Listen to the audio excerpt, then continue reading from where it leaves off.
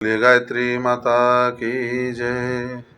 आइए गीता चिंतन में आज हम अध्याय 3 कर्मयोग श्लोक नंबर 13 का चिंतन करते हैं, जिसमें भगवान यज्ञ की महिमा बताते हुए कहते हैं कि यज्ञ शिष्टः सिनः संतो मुच्यन्ते सर्व किल विषयी भुंजते ते तुहं पापा ये पचन्ते याते कारणात्। हे अर्जुन, जो यज्ञ से बचे हुए अन्न को खाने वाला श्रेष्ठ पुरुष सारे पापों से मुक्त हो जाते हैं, और जो जो पापी लोग अपना शरीर पोषण करने के लिए अन्न पकाते हैं वो तो पाप को ही खाते हैं। देखिए यज्ञ की महिमा कि यज्ञ से बचा हुआ अनाज भोजन वह आपके लिए अमृत हो जाता है। अब यहाँ यज्ञ शिष्टा सिना संतो मुच्यन्ते सर्व के सारे पापों को नाश करने वाला होता है। हमारे यहाँ की हमारी सनातन संस्कृति की परंपरा रही है कि जब लोग भोजन करने के लिए बैठते थे तो सबसे पहले वो 5 आहुतियाँ दिया करते थे।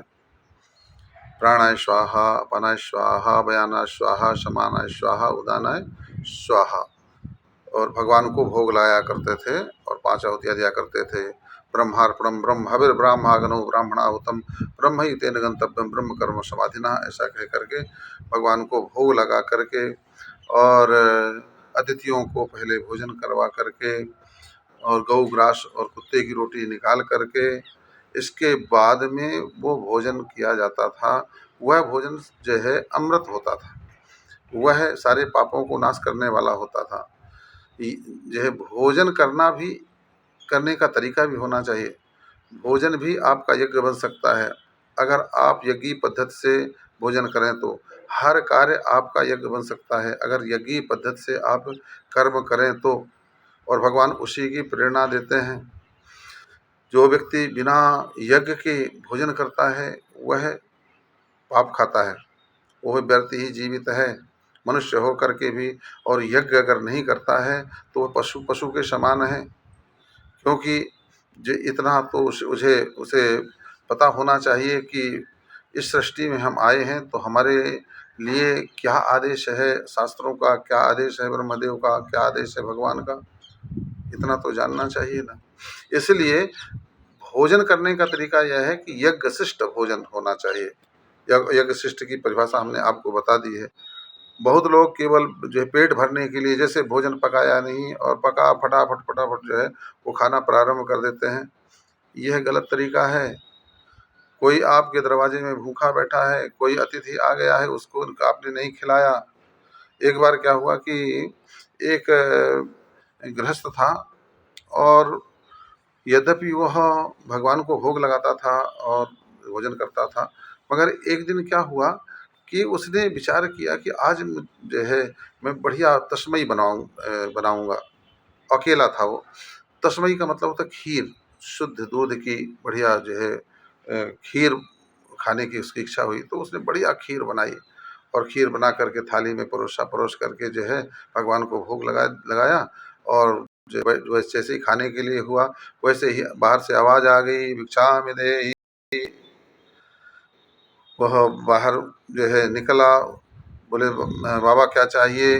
बोले बेटा बहुत भूख लगी है, भोजन मिलेगा क्या? इसने विचार किया कि बस एक ही थाली में तो खीर है, अगर मैं आपको दे दिया खीर तो मैं क्या खाऊंगा, इसलिए, और इतनी सुंदर खीर बनी हुई है कि मैं दे भी नहीं सकता हूँ।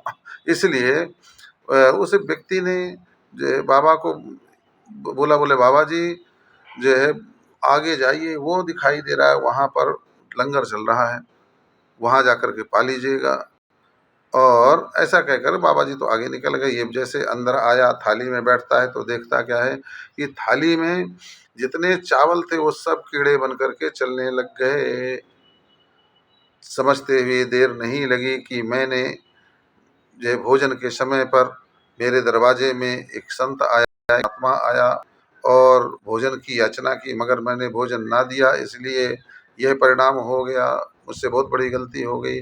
दौड़ता है, चरणों में गिर जाता है, आगे जा कर के और कहता है क्षमा करिए प्रभु क्षमा करिए, मुझसे बहुत बड़ी गलती हो गई, आप लौट चलिए और चल कर के आप भोजन करिए। महात्मा ने कहा वत्स हम लोग महात्मा हैं, आगे बढ़े तो पीछे मुड़ कर के देखते नहीं हैं, अब हम वापस पीछे नहीं लौटेंगे, मगर जाओ आज के बाद ध्यान रखना कि तुम सनातनी हो और सनातनी होने के नाते भगवान के भक्त भी हो, और भगवान के भक्त को चाहिए कि वह यज्ञ शिष्ट भोजन करे। यज्ञ शिष्ट का तात्पर्य यही है कि भगवान को भोग लगाइए, मगर कोई अतिथि भी भूखा है तो पहले उसको भोजन करवाइए, इसके बाद आप भोजन करिए। ये हमारी सनातनी पद्धति है। आजकल वह सब छूटती चली जा रही है। लोग वाग निमंत्रण करते हैं किसी का भी तो सबसे पहले वो खुद भोजन कर लेते हैं, इसके बाद में वह आगंतुक को, वह अतिथि को, वह जो है संतजनों को भोजन करवाते हैं। ऐसा भोजन जो है वो हमारी संस्कृति के अनुरूप नहीं है। इसलिए हमें चाहिए कि पहले अतिथियों का भोजन करवाएं, देवताओं को भोग लगाएं, कुत्ते की रोटी निकालें, गाय की ग्रास निकालें और पंच कवल कर जेवन लागे। 5 आहुतियाँ जो है हम अपने जठराग्नि को, पेट को ही कुंड मान करके दे दें, बाहर अगर अग्नि नहीं है तो 5 5 कहने वाले तोड़ लें और क्या करें, भगवान को भोग लगाने के बाद में 5 एक एक लें एक बार में। प्राणाय स्वाहा, पानाय स्वाहा, व्यानाय स्वाहा, उदानाय स्वाहा, समानाय स्वाहा।